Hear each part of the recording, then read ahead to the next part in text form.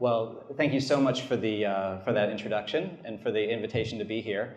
So I've been really excited to talk about this project here in Sri Lanka for several years, the 2 or 3 years that I've started doing archival research on it. I have so many caveats and apologies that I feel like I should make, that if I start to make them, I feel like I won't ever get to even the beginning of my talk. So I won't overdo it, but I will say there's kind of 3 caveats I want to mention at the beginning that I think are essential. The first is that I emphatically am not a Sri Lanka specialist or expert. This is my first visit to Sri Lanka. And so although I'm very, very keen to learn more, and on this visit I've been able to start doing some work in the National Archives here in Colombo, which is able to complement the work that I've already been doing in London, and hopefully with more local voices and local participants in what happened a century ago. What I'm presenting today is very much a perspective on a particular empire, namely the British Empire, as opposed to a particular colony. One way to think about this is that from afar, I've really only been able to study Sri Lanka as a case. But now that I'm here in person, I feel like I'm finally getting the chance to study Sri Lanka as a place. And what I really hope is, as this project evolves, to keep bringing more and more of that into what I'll be presenting today. A second caveat is that I don't have slides. And the reason is why, or a couple of reasons. So one is that I want to sort of approach this talk more as a conversation than as a presentation. And when I kind of imagined myself giving a talk to a Sri Lankan audience about this topic, and I imagined having these slides behind me, it sort of made me feel uncomfortable and felt like somehow it would be claiming a kind of authority that I don't feel comfortable claiming at this point. So I'm just going to be reading from notes, and hope that won't be too distracting or unusual. So, and then a third final clarification or caveat is that this is a co-authored paper and part of a broader collaborative project with Isa Ding from Northwestern University. And I know she would love to be here too, to hear all your reactions, criticisms, and advice on this project. So, part 1, 2 questions. In the paper we're writing, entitled Mischief of the Franchise, Suffrage Expansion in the British Empire, Ceylon, 1927 to 1931, we try to tackle 2 historical questions. First is how and why did the British decide to introduce universal manhood suffrage here in a non-white colony for the very first time through the Donoughmore Commission of 1927-1928?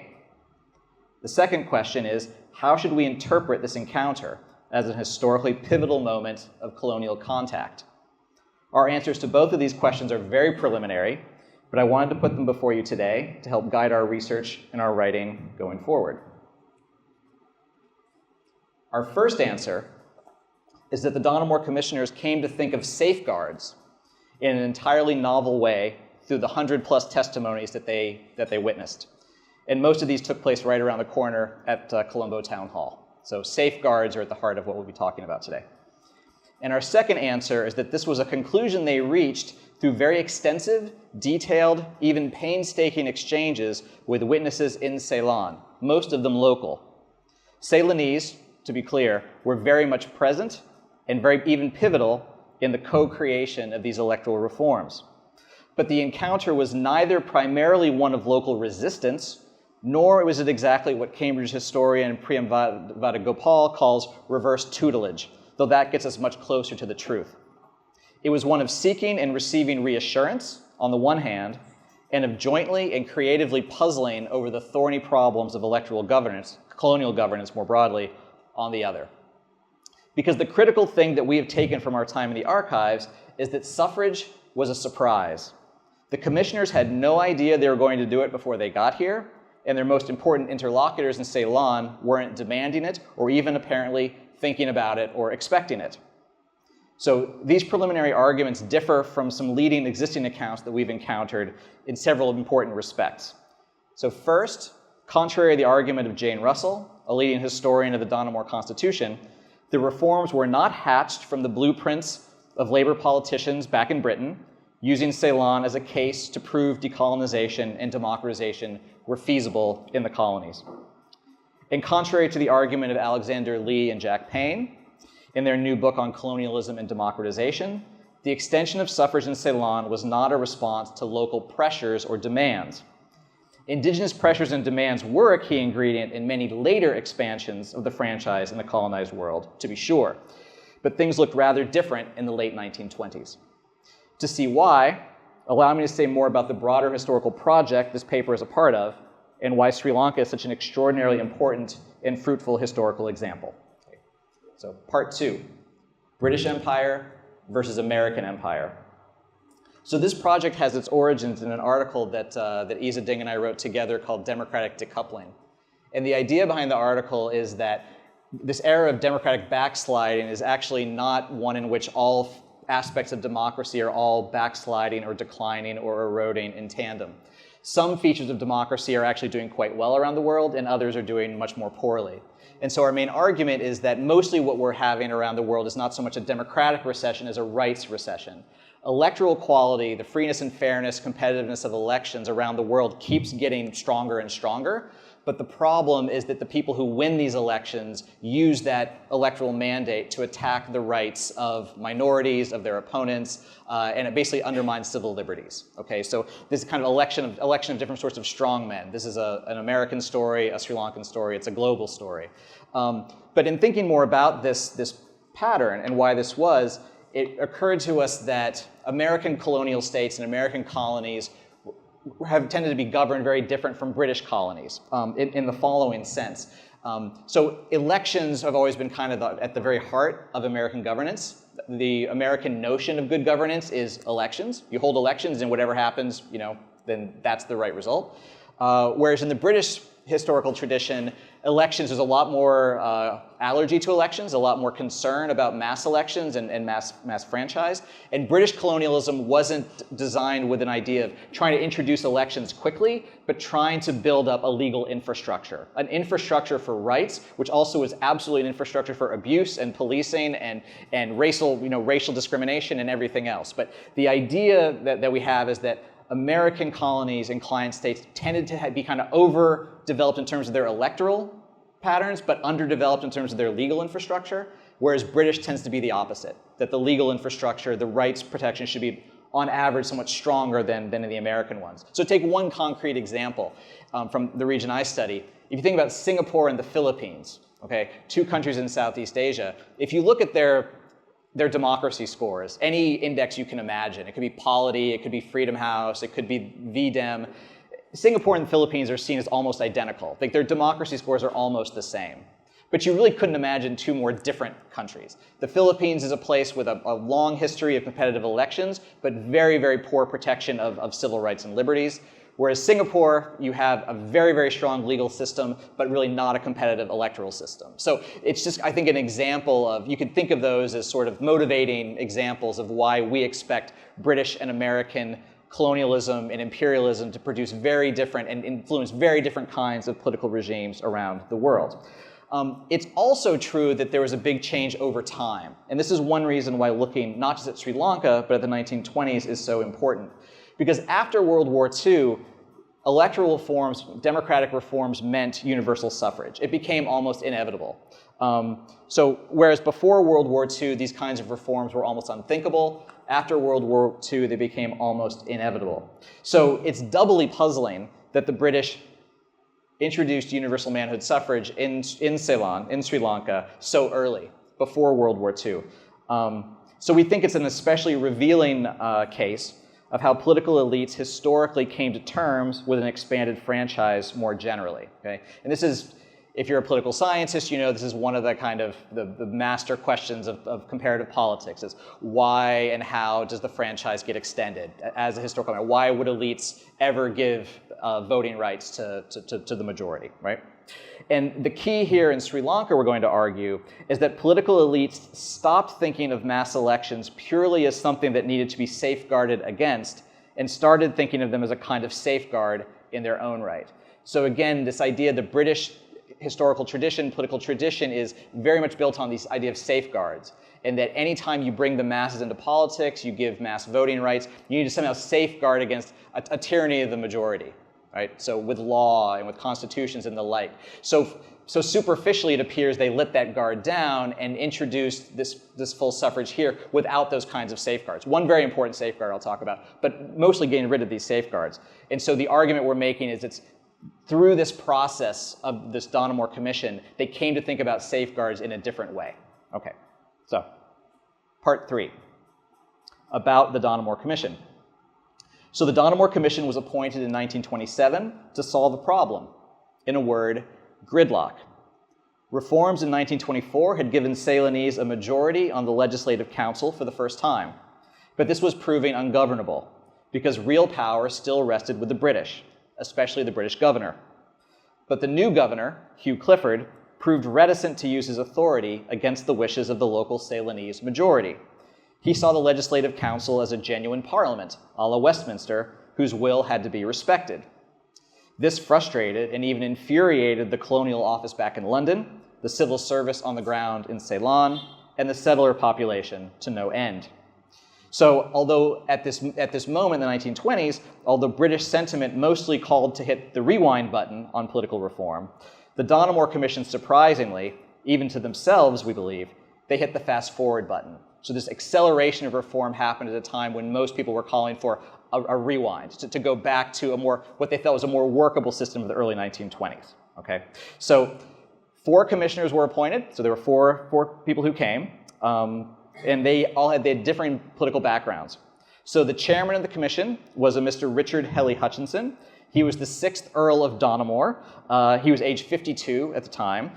He was the chairman of the committee. He was a Tory in the House of Lords, and he was an Irish Unionist. Okay. The second member of the committee was a Sir Matthew Nathan. He was 65 years of age. He was on the Privy Council in Ireland. He was a lieutenant colonel in the military. And he had previously served as governor to Sri Lanka, Hong Kong, Gold Coast. There's more. Sorry, need my second hand. Natal, Queensland, and Ireland. So he had been long experience in the colonial service. Okay, that was the second member. The third member of the commission was Sir Geoffrey Butler. He was 40 years of age. He was a knight. He was an MP, so he was a Minister of Parliament. He was a Tory, and he was from Cambridge University. So he was literally not just serving Cambridge, the constituency, but he was the representative to Parliament from Cambridge University, and again, a Tory. The fourth and final member of the commission was a Dr. Thomas Drummond Shields. He was 46 years of age, and he was a member of the Labour Party. He was from Scotland, and he was the MP from Edinburgh East from 1924 to 31, and he would later become the Undersecretary of State for India in 1929 and of all the colonies from 29 to 31. So in terms of who the commissioners were, you had 3 conservative elites, 2 Tories, and 1 soldier, 2 of whom were knights, and you had 1 Scottish Labour man. This is not exactly an obvious recipe for the Labour view on Wyden's suffrage to carry the day. Because in the 1920s, Labour, of course, is pushing for universal suffrage in Britain. The Tories are more reticent, right? The commissioners arrived here in Colombo on November 16th, 1927. They remained in Ceylon until January 14th, 1928, so almost 2 months.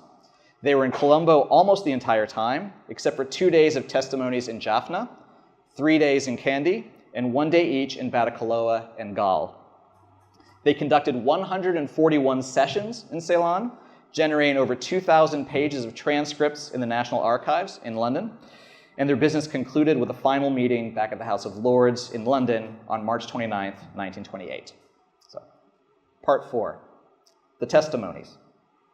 There were nearly 150 testimonies, but I want to extract a few especially pivotal moments from 3 of them. First, from the Ceylon European Association, which was the 5th testimony. Second, from the Ceylon Labor Union, which was the 43rd testimony, and third, by a particular individual, Supreme Court Justice M.T. Akbar, who was the 110th testimony. Okay? But before digging into those, let me say a few words about what the testimonies were generally about and what Ceylonese witnesses especially were demanding. Okay? In terms of themes, franchise was a much smaller issue than concerns with governance, welfare, ethnic tensions, and the path to self-rule. Most discussions of suffrage focused on how to safeguard it, not expand it, with a literacy requirement, a property requirement, or a residency requirement, all of which were in place as of 1927. And a main reason why franchise was almost a non-issue was because it was almost a non-demand. Ceylonese were generally either demanding a speedier path to self-rule and more nominated seats in parliament, in the case of most Sinhalese respondents, or a slower path with guaranteed minority representation in the case of non-Sinhalese minorities. So in broad brushstrokes, Ceylonese witnesses were focused on seats, not votes. And they were focused on the powers that would come with those seats. Okay, so the urgency was not to be able to compete for a wider set of voters, it was to secure more seats in parliament through nomination and the like, okay? And to gain more powers. So they were very demanding in terms of self-rule and more responsible government, but not for a franchise, okay? So franchise was almost never the first topic broached in any of these testimonies, and very rarely was it the main topic discussed. And this was striking when I realized this because without question, the most famous element about the Donoughmore Commission was the fact that it granted universal manhood suffrage. So I sort of expected this would be a major focus of their discussions, but it really wasn't. It was actually kind of a very minor key. But still, we do see some new ideas about the franchise bubbling up in these conversations that I'm going to focus on with one Englishman, one Sinhalese worker, and one Muslim judge. All of these followed the first major session, which was held with the Ceylon National Congress, which made it clear that the Congress was pushing for speedy self-rule and the kind of purely majoritarian system, no upper house, no separate ethnic electorates, no guaranteed minority seats, that would have made any British commission nervous, regardless of its composition. So what this did from the outset was it positioned the Ceylon National Congress as the main threat to create a potential tyranny of the majority. So from the beginning, the British are thinking of the Ceylon National Congress in those terms, I believe. So against this backdrop, the testimony by the Ceylon European Association, which is the fifth testimony, was predictably hostile to any kind of what they called constitutional advance in any form at the present. But as I'm going to argue, the testimony did plant the very first seed of seeing a wider franchise as a constraint, especially against the CNC. So let me quote this and the subsequent two testimonies at some length. So question from Donoughmore, the chairman. Then may we pass on to the question of the franchise. Again, from the beginning, you see, they're moving on to it. They've been talking about a lot of other things. Now let's move on to the franchise. And so I should clarify that each of these witnesses wrote these, they would write reports in advance of what their stance was on different issues. So the commission would read them in advance and they were somewhat prepared for what they're going to hear. Okay, so you draw attention in this written testimony. So you draw attention to the fact that only 4% of the population are enfranchised. But I do not gather from the tone of the paragraph that you would desire that percentage to be greatly increased at present. Answer. And this is Mr. H.J. Temple, who's the leader of the Ceylon European Association. We think if there were a competent electorate, one that could intelligently use the power of the franchise, it would be an advantage to increase the franchise. Let me repeat that. It would be an advantage to increase the franchise as a check upon the elected members. But we cannot say that would operate in present circumstances to the advantage of the people. I noticed in Mr. Pereira's evidence that he felt that voters might be purchased, that votes might be purchased. So E.W. Pereira is the leader of the Ceylon National Congress at this point, right? So they already have this idea in mind that they're concerned about voter intimidation, voter corruption. Okay, so really there are two competing ideas in Temple's comments here. One is that a wider set of voters might actually constrain elected officials into governing more wisely and responsively. But the countervailing idea that he also expresses is that poorer voters are easier to buy off and intimidate. And this is an idea that even the CNC president has embraced. Okay? So Temple, later in his testimony, returns to this idea that making irresponsible politicians more responsible to their voters, but he comes up with the idea not to do so with an expanded franchise, but by holding more regular elections, every 3 years instead of every 5 years. And he says, I quote, "The main reason for that is it would give the electorate greater opportunities of being educated in political matters and greater opportunity of controlling their representatives. That is our main object." But note, this is two objects, not just one. The idea that wider electoral participation will lead to the political education and uplift of Ceylon's people is already resonant with British conservatives. This is a very old idea. But the idea that elections can serve to constrain bad politicians rather than empower uneducated voters is a new angle. So now let me jump forward to testimony number 43. This is with the Ceylon Labor Union and an exchange that takes place between its leader, A.E. Gunasinghe, and both the Tory MP on the commission, Geoffrey Butler, and the Labour member, Thomas Shields. So we start with Thomas Shields. And to set the scene, so Gunasinghe is there with an enormous coterie of fellow union members who are all sort of talking to each other while this is happening. So it's a bit of a funny exchange at the beginning.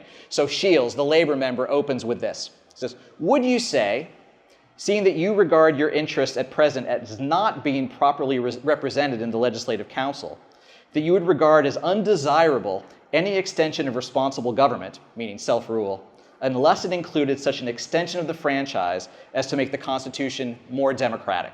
Okay, so this is his question to the main labor union in Ceylon. Right? And Mr. Gunasinghe responds, "I could not follow that. They were talking to me." So, right? So Shields follows up and says, "You have brought too many people with you." He says, "I will try again. You have a legislative council just now, which has members who you say do not represent the working classes and do not take sufficient interest in the working classes." Answer, that is so. Question, again, Shields. "We're being asked to give more responsible government to the Ceylon people, to give the Ceylon people more power to manage their own affairs. Would you be against that being done unless at the same time, by a broadening of the franchise, the whole machinery and form of government was more democratic?" Answer, most emphatically so. Shields clearly wants to pick up on this point, so he largely repeats himself. Question, you would rather stay as you are just now than go forward to more responsible government unless the franchise is broadened? Answer, emphatically, that is so.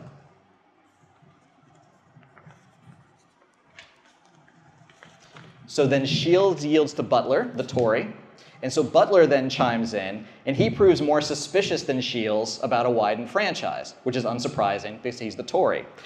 But he argues that the nomination of labor representatives would provide better responsiveness than universal suffrage. But even as Butler has come to see a possible, quote-unquote, mischief of the franchise, as in our title, in it being too narrow rather than too wide. So let me give you that part. So this is Butler, the Tory, now inquiring of the labor leader. Question, in your description of the present Constitution and your analysis of its foundations, you are describing and analyzing the backwardness of Ceylon in what we may call social services. Answer, yes. Question, and you instance in one direction the fact that it was owing to a lack of democracy, which comes from the council not being responsible for the masses. A high franchise, meaning a restrictive one, 600 rupees, hard to meet the franchise. So fewer voters. A high franchise, for example, was not conducive to developing education? Answer, that is so. Question, but do not think I'm trying to split straws with you, but I'm trying to get down to whether your analysis, which traces the mischief of the franchise, is the right one. Okay, so here, Butler, the Tory, okay, he's saying, okay, you're saying the small number of voters is why we have poor education, poor health, why labor is not being represented. And so Butler's going to have to come up with another story because he doesn't want to expand the franchise. So Butler has a different theory, right? So Butler says it's something else holding progress up, and I quote, "It is true it is an important thing, but what I suggest is that the lack in Ceylon is not so much the fact that you have not a proper franchise, but that the thing has not been tackled with proper technical knowledge. That the factory legislation has not been good is not because the franchise is restricted, but because they have not got proper technical advisors to advise them about factory conditions in an Eastern climate. Do you think there is anything in that?" Answer, that is true, but it is owing to a lack of sympathy on the part of the legislators that these things are ignored. They never care to listen to a leader who goes to complain. Question, very good. In other words, you do put as the major cause that it is because our system of representation at the present moment in Ceylon is wrong. Answer, yes.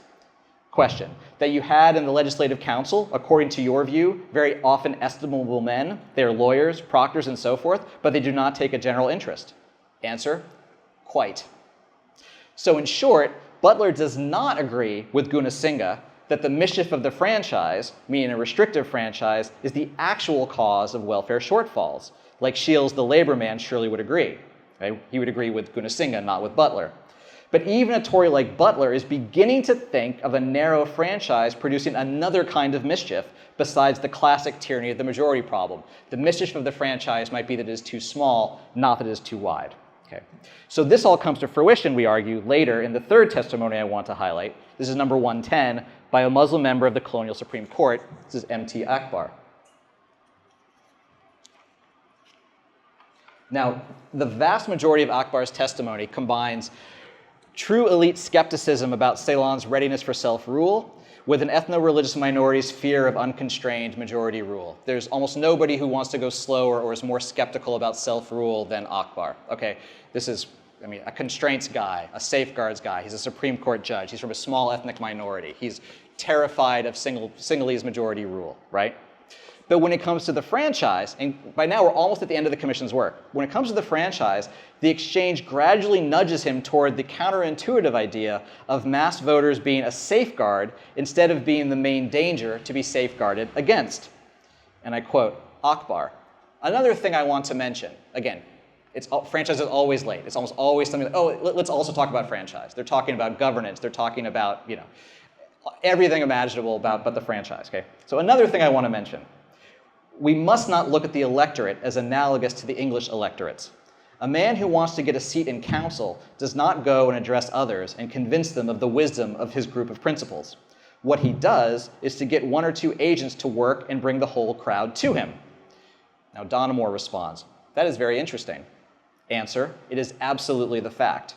Okay, so now Donoughmore is going to follow up. Question, is it because the electorate is so small he is able to do that? No. This is Akbar. No, because the electorate do not appreciate the rights they have. They are not educated. Okay? So at this point, Akbar is giving us very, very classic Tory logic and argument about why. No, that's not the problem.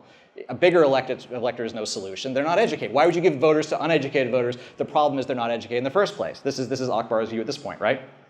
Donoughmore follows up. Okay, question.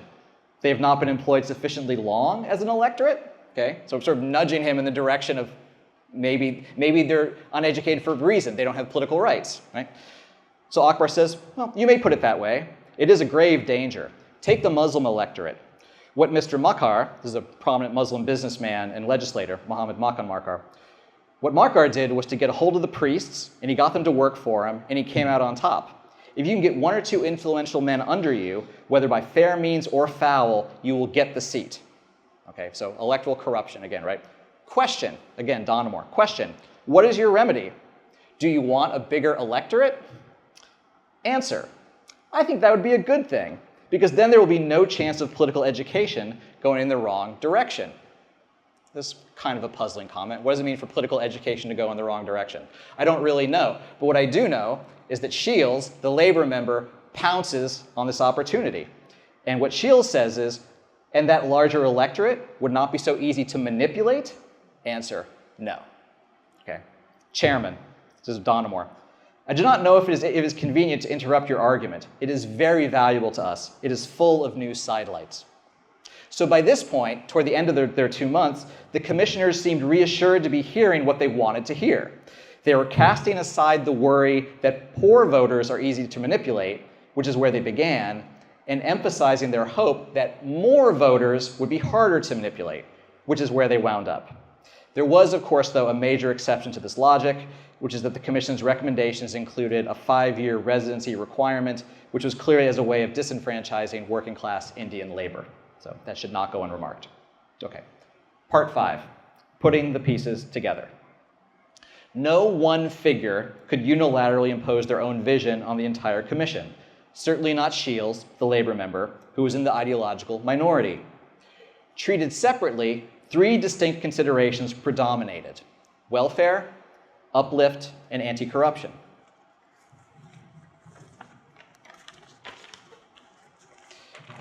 Different commissioners emphasized each of them to different degrees. There was no one blueprint, there was no single rationale.